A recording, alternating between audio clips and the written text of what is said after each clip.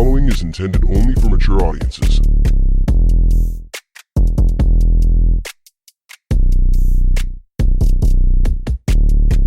Open your ears and lube up your butthole. It's time for the What Do We Call It podcast.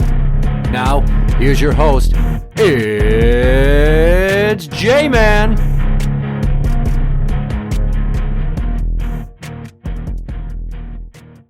Welcome to the What Do We Call It podcast. I'm Jmann.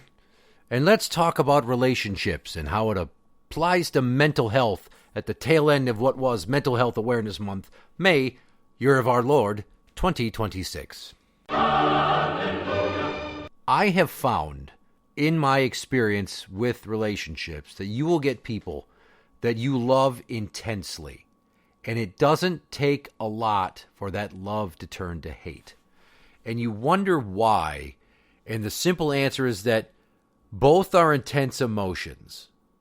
Love requires you to buy in and care about somebody and make yourself vulnerable, and you give of yourself and learn to receive love back. It's intense. You build your life around somebody, and then when everything goes to shit, or they break your heart, or they sin against you, you're just like, I can't stand that motherfucker.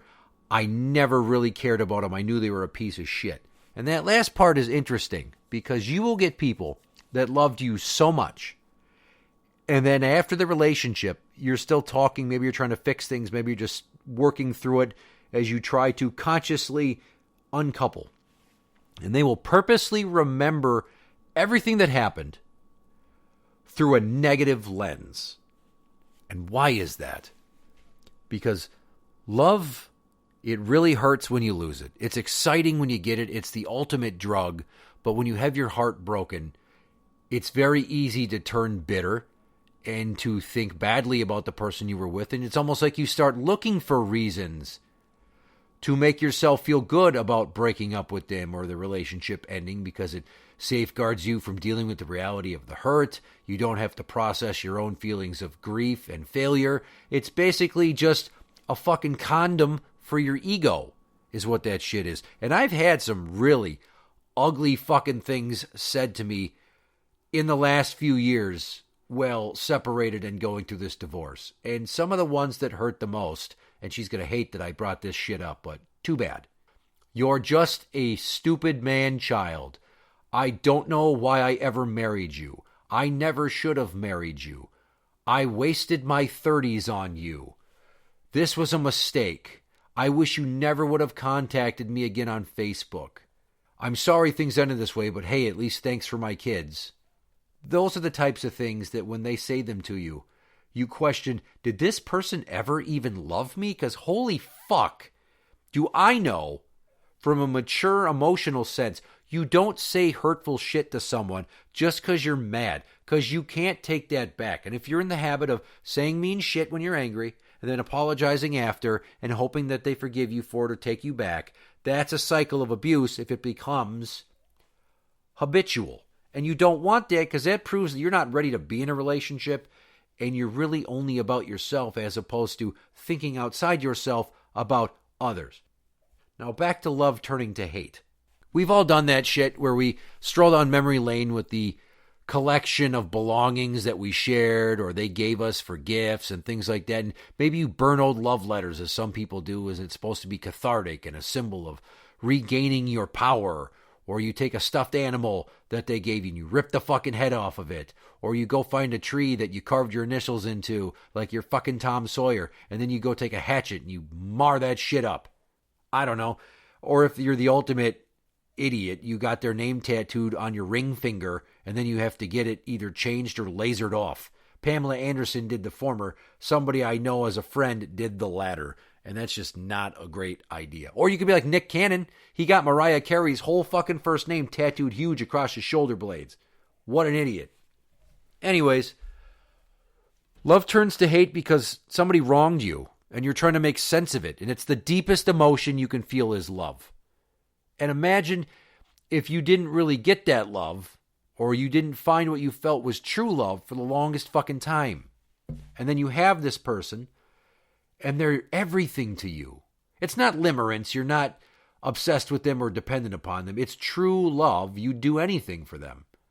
And then they do something to hurt you, like cheat or lie or break up with you because they're confused and they don't know how to process their own feelings because they didn't come from a childhood situation where they were the most emotionally developed. These things happen. There's all types out there. Not everybody's just a straight up Oreo or fudge stripe or EL fudge cookie. Some people are like whatever the fuck a do-si-do is. I can't remember off the top of my head, but I know there's a lot to it. Or maybe a Twix. There's chocolate, there's something, there's crispy cookie shit. It's either a left one or a right one. Technically, they look the same, but apparently they're different like shoes. Anyways, it takes all types. And I want you to think about for a second someone that you've loved in the past intensely. Like we all had a first love, and it ended probably for a stupid reason because you were young, and you thought it was so funny to tear up pictures of you or burn notes they wrote you or shit like that because it just feels like, yeah, fuck you. You can't hurt me anymore. And then down the line, you wish you hadn't done that shit because you wish you could still read it and revisit that feeling in your heart down the line, days, weeks, months, years later, what have you. And you don't have it anymore. And you wish you wouldn't have had that reaction. Like I still have love notes written from ex-girlfriends or cards given to me by former paramours because in that moment, that sentiment meant something to me. And I want to preserve that because it's a part of who I am and who I became and how I developed and the lessons I learned along the way from the relationships I was in that crashed and burned. Sometimes my fault, sometimes theirs. Now, if you think that you must exclusively hate people you used to date, I think that that is a very fucking childish mindset because you can break up and not hate each other, but not be besties and still hang out. Just, okay.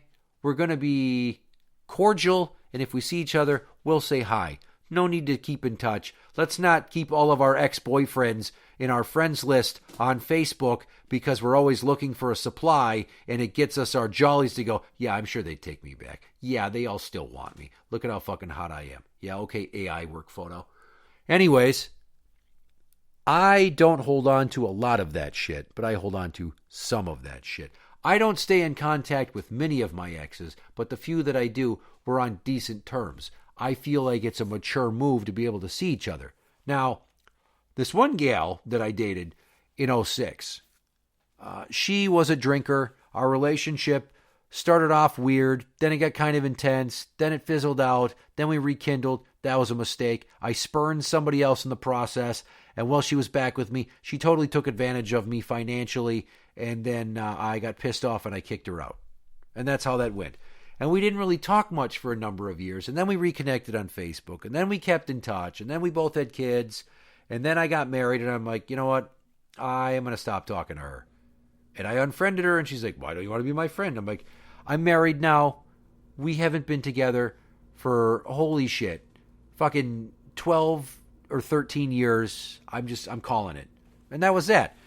And then I recently saw her last December at the Aborted concert at First Avenue, and I look, and it's her, and she sees me, she's like, oh, wow, hi, how are you? Now, she's there with her son, who's like 16, I believe, and she's married and has another kid, but she's like, oh, who are you here with? Now, I'm there with my girlfriend, which ironically is the same person I spurned when I took her back once upon a time ago. And then I'm there with a friend from work who remained nameless, but we'll call him Harry. Wink, wink. And it's just awkward, like, these are my people. Like, why are you asking who I'm here with? Do you see me and think, oh, shit, he looks good? Because, you know, I'm not ugly and I'm in shape. And she always thought I was really good looking. Maybe that was her first reaction is, oh, who are you here with? Like, she wants to see what I ended up with. She needs that ego stroke of, God, I hope she's fat and ugly. But she isn't. And then she got bigger because she had another kid. And, And just for the point of the story being funny, her son, she introduces me to him. I'm like, hey, man, I'm so-and-so. I used to date your mom 20 years ago. And she's like, oh, my God, we're old. And he just looked at me like, what the fuck? It was a good moment for me. It made her feel weak, and I laughed. But no harm done, I guess, hopefully. Somebody hurts you. You're angry. You think you hate them. Do you need to hate them? It might make you feel powerful, and saying really hurtful shit to them might make you feel strong again and you think that that's a process of rebuilding yourself, but all you're really doing is using negativity as a crutch to get through all that complicated hurt. Maybe you should sit down and have a real fucking conversation instead of being conflict avoidant, and you should tell them all the ways they've hurt you, and they will apologize, as I already have done superfluously through volumes and volumes of paragraph-long text messages.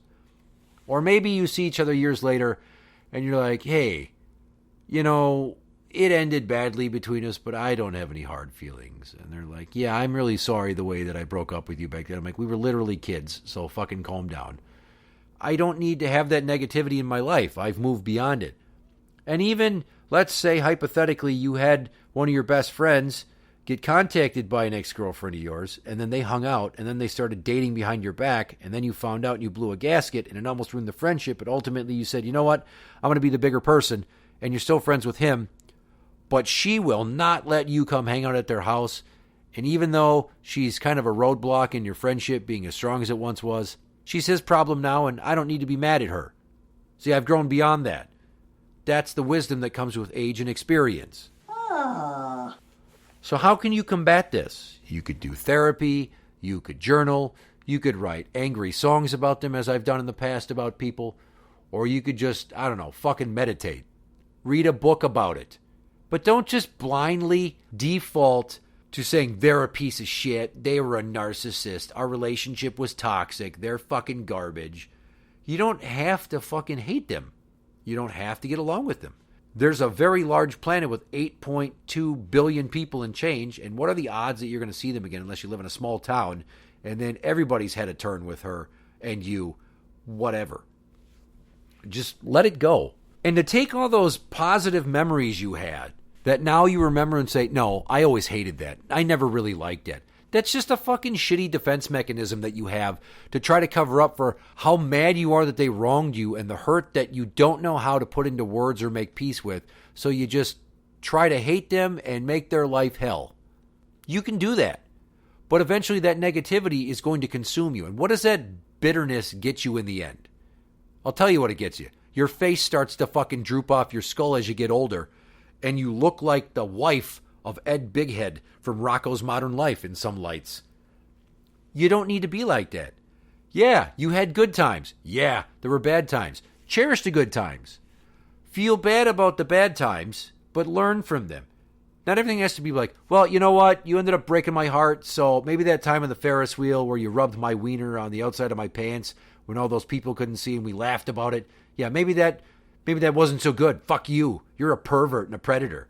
And it's like, well, that's a very strong word to use for somebody that asked you for an over-the-pants wiener rub at a carnival in a small town one time, and nobody's any the wiser. It's not like I went there and I watched you undress through your windows and jerked off on your front bushes, and next thing you know, the rabbits that had a nest underneath end up with some weird form of conjunctivitis from human ejaculate. It's not like that. I strongly urge anybody who is dealing with extensive negativity from a past relationship to address it in therapy, but make sure that it's somebody that actually is qualified and will challenge you, not just agree with every bullshit idea that you have, to further reinforce your misguided notions that everything about the relationship and that person is bad and that it wasn't worth it to love them and you should make their life hell. Like, just fucking move past it. And going to therapy doesn't mean you're weird or weak or a pussy. We all could use a little bit of it. You don't need to go intensely. Maybe just a little bit. And then it helps you reframe that and you come on the other side healthier, you know? Unless you were legitimately held down and raped, or somebody beat the fuck out of you or stole your money. If they did like illegal shit, or they had sex with your twin sister while you were in the next room, or you caught them jerking off to photos of your best friend on their Facebook page, then maybe, you know, if they didn't ruin your life, but it just ended badly because of some misdeeds and some poor communication, you don't hate them. But if they did all those terrible things, then you can hate them, and that's fine. You do you, boo. But remember, not everybody that disagrees with you or broke your heart is a narcissist, and not every relationship that didn't go the right way was toxic. I'm so sick of these fucking modern feminist notions that all men are toxic, narcissistic rapists. You hear that shit all the time. If you got drunk and you got finger banged and you were embarrassed about it the next day, was he drinking too? Well, then you were both fucking taking advantage of each other when you gave him an over-the-pants handy J before he digitally penetrated your moist pink taco. Oh, good for you. Interact with the show on Twitter at What Do We Call It. That is at What Do We Call It. You can find us on Facebook at facebook.com/group/What Do We Call It podcast show. For the What Do We Call It podcast, I'm Jmann. And that's the end.